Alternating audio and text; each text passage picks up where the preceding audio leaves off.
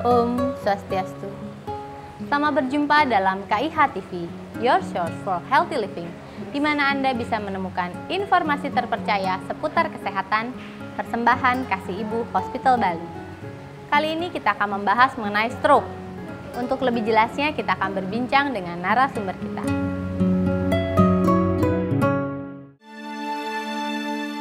Mobilitas yang tinggi, pola hidup yang tidak sehat, kurangnya olahraga membuat kita lupa untuk memperhatikan kesehatan.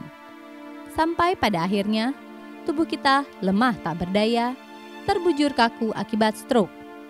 Bagaimana kita mengenali gejala-gejalanya dan bagaimana cara menangani penderita stroke? Serta seperti apa pencegahannya? Ikuti informasi selengkapnya hanya di KIH TV, Your Source for Healthy Living.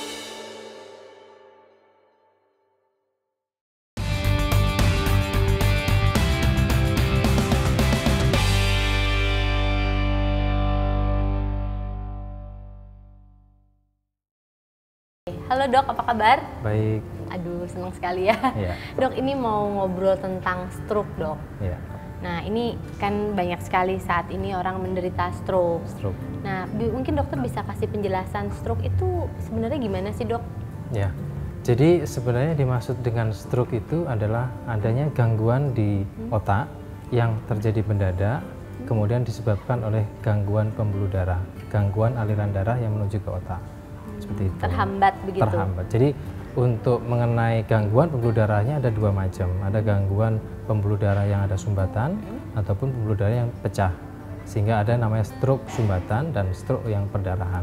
Oh, ada macam-macam. Tapi Ya. yang paling banyak biasanya paling banyak diderita secara epidemiologi stroke iskemik kurang lebih sekitar 80% dari angka kejadian seluruhnya. Sedangkan sisanya adalah stroke perdarahan atau stroke hemoragik. Stroke yang penyumbatan itu biasanya gimana sih dok? Dia apakah ada gejala-gejala khususnya atau bagaimana? Jadi mengenai gejala khusus dari stroke itu sendiri sebenarnya tergantung dari gangguan otak mana yang mengalami stroke. Jadi misalkan ada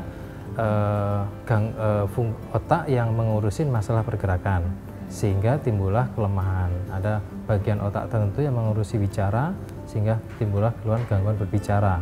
Ada bagian otak yang khusus untuk mengurusi berbahasa ataupun penglihatan sehingga timbullah gangguan berbahasa dan penglihatan, seperti itu. Oh, jadi ada macam-macam jenis-jenisnya stroke ya? Ya, untuk mengenai jenisnya sebenarnya hanya dua macam, stroke sumbatan dan stroke perdarahan. Sedangkan gejalanya itu 90% menampilkan keluhan yang tadi telah saya sebutkan, berupa kelemahan badan. Kelemahan pada anggota tubuh ya? Anggota tubuh, seperti itu. Tapi dok, kondisi stroke saat ini gimana dok?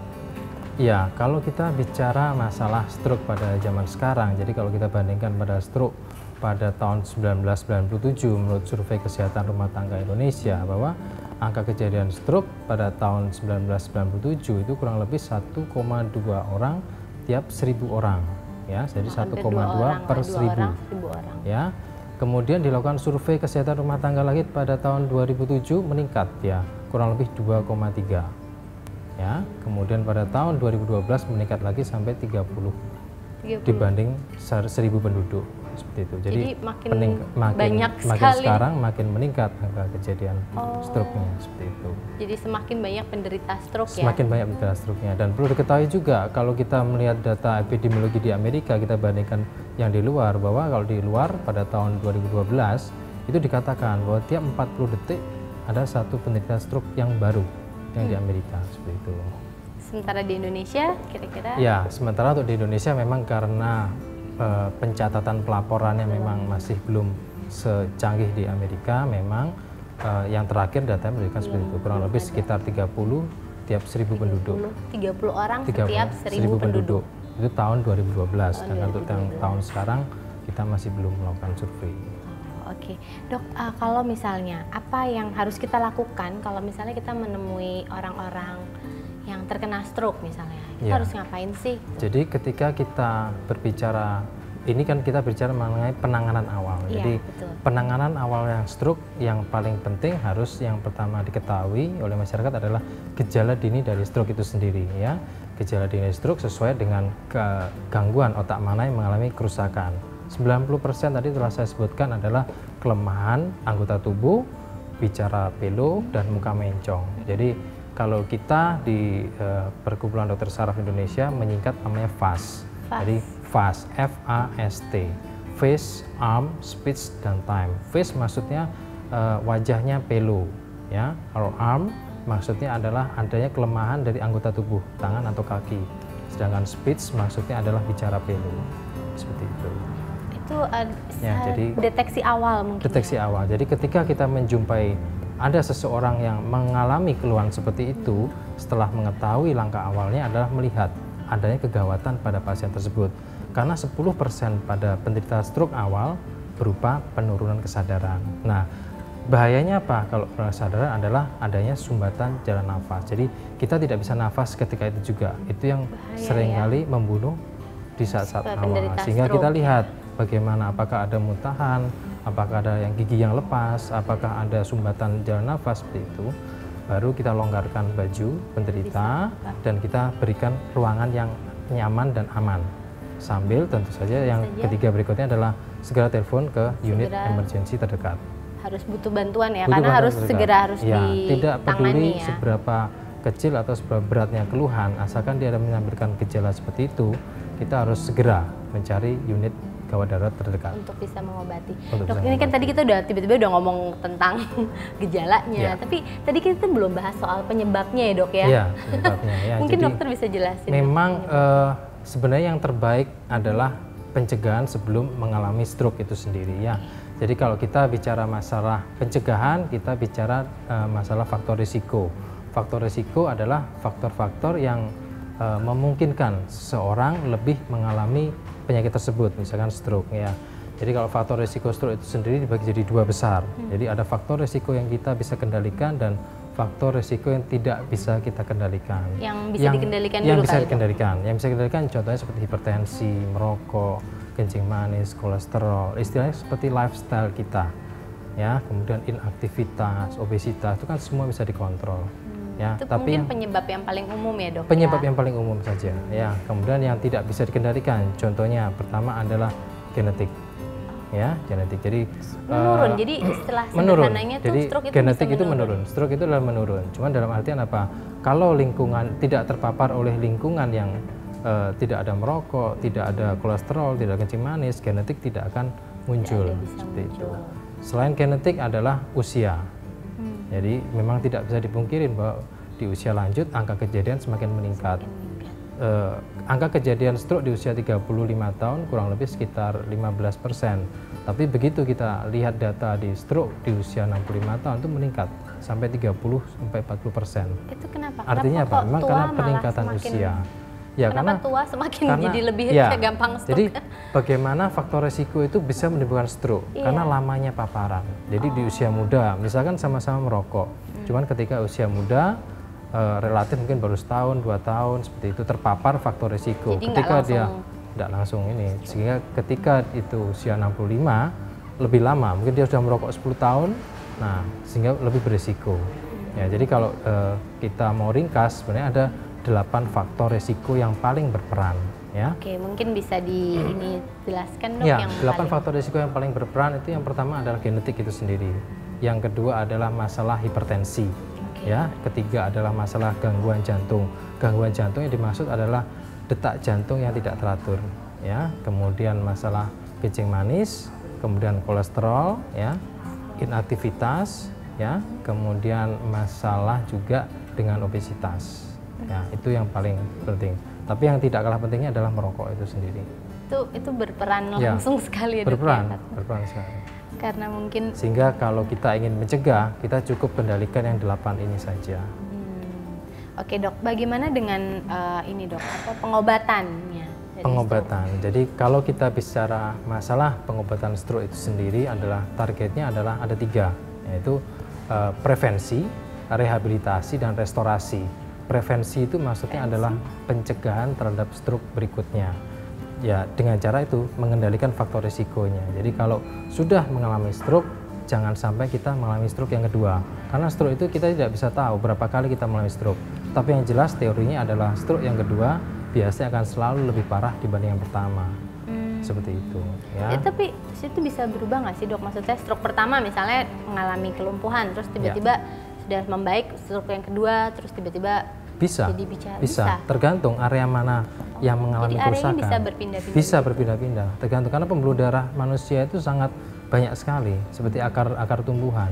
Dia ada ke kiri, ke kanan, dan banyak sekali seperti itu. Jadi biasanya kalau satu pembuluh darah tersumbat tidak menutup kemungkinan pembuluh darah yang lain juga sebenarnya ada sumbatan, cuman belum istilahnya menutup sempurna seperti itu. Sehingga ketika kita menjumpai seperti itu, kita bisa menggunakan pemeriksaan yang canggih seperti CT scan, MRI kepala, ataupun namanya angiografi kepala, DSA namanya seperti itu.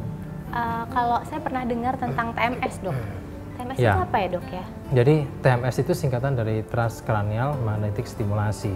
Ya, tujuan dari transcranial magnetic stimulasi sebenarnya masuk ke restorasi atau membantu pemulihan. Dan tadi saya bilang kan rehabilitasi dan restorasi. Jadi pasien tetap membutuhkan fisioterapi. Misalkan ada pasien dengan kelumpuhan anggota badan, kita lakukan latihan, ya. Kemudian kita bantu juga dengan yang namanya transcranial magnetic stimulasi tersebut. TMS itu tadi, karena prinsipnya adalah sebenarnya otak kita ada yang namanya neuroplastisitas. Neuroplastisitas itu maksudnya adalah sel saraf tersebut mampu memperbaiki koneksi walaupun tidak 100%. Seperti itu. Nah, kita harus stimulasi terus, ya. Jadi kalau pasiennya lumpuh, ya kita stimulasi dengan pergerakan.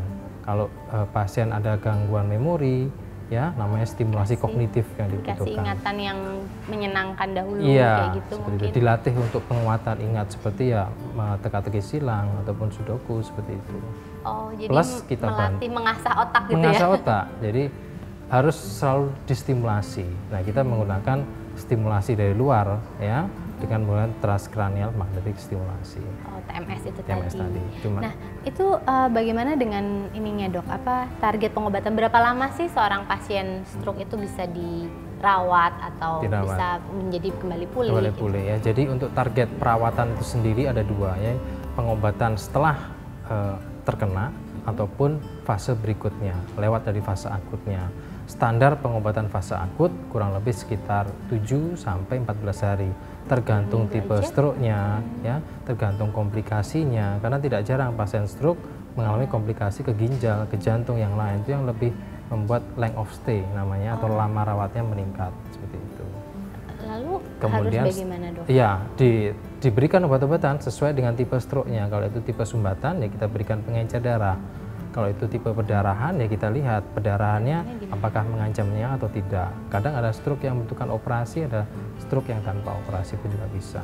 Setelah lewat dari fase akutnya, fase kritisnya, baru kita masuk ke fase tadi itu yang saya bilang, prevensi, rehabilitasi, dan restorasi.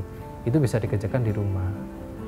Rehabilitasinya itu bisa, berarti kan itu kan butuh perawatan yang... Butuh perawatan tentu saja. Kesabaran dan perawatan juga ya dok ya. Support dari lingkungan yang paling penting. Stroke ini. Nah, ini dok, apa yang paling harus bagi penderita stroke ini kan?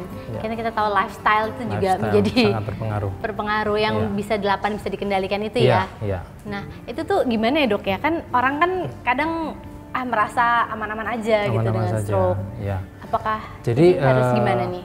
Dari 8 itu, kita di Perkumpulan Dokter Saraf kita membuat seperti sistem scoring. Jadi kita buat scoring. Ya, ada yang merah, kuning, dan hijau. Dari ke-8-nya itu kita buat kriteria, misalkan tekanan darah 140/90 lebih itu yang merah. Kemudian semakin rendah sampai 120/80 itu yang hijau. Hijau artinya aman.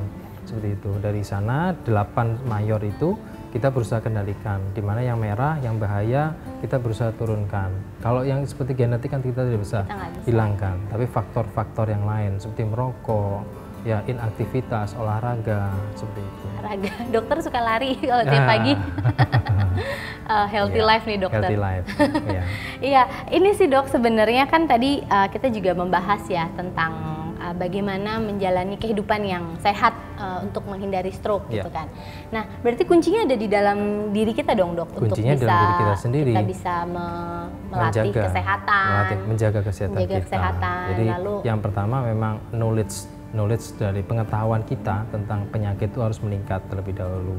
Kemudian kalau sudah meningkat, kita harus cari tahu penyebabnya apa, dan kita bisa kontrol sendiri sebenarnya pengobatan itu dimulai dari diri kita sendiri sebenarnya. Karena menakutkan juga ya dok ya, stroke ini kan tiba-tiba lagi jalan terus tiba-tiba. Dan paling jeleknya adalah stroke itu menyerang di masa-masa produktif. Iya, masa-masa produktif ya kan, jangan sampai deh dok ya. Ya. Kita lagi santai, kayak lagi ngobrol sama teman-teman terus tiba-tiba merasa, aduh tanganku nggak bisa digerakin kayak gitu. Bisa terjadi. Tapi stroke memang mendadak, tapi kita bisa prediksi sebelumnya. Makanya itu kita mesti preventif tapi waktunya memang kita tidak bisa menduga kapan kita mengalami stroke-nya. Bisa kapan saja. Bisa kapan saja. Oke, baik, terima kasih ya dok penjelasannya. Demikianlah penjelasan mengenai stroke, semoga bermanfaat bagi kita semua. Simak terus KIH TV, your source for healthy living, persembahan Kasih Ibu Hospital Bali. Om Santi, Santi, Santi, Om.